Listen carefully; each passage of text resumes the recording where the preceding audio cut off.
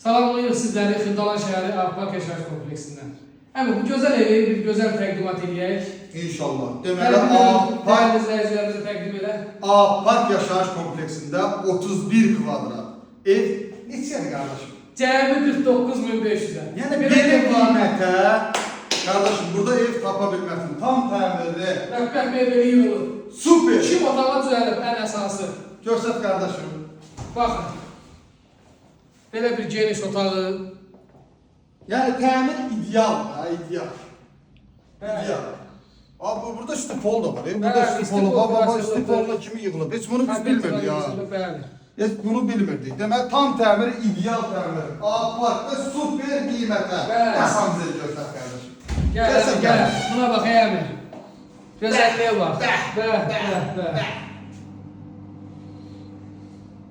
Qardaşlar, bu evlə maraqlanmaq istəyirsinizsə, sadəcə zəng eləməyiniz kifayət eləyir. Zəng eləyin, biz sizə köməklər edək. Sənətləşmə daxildir.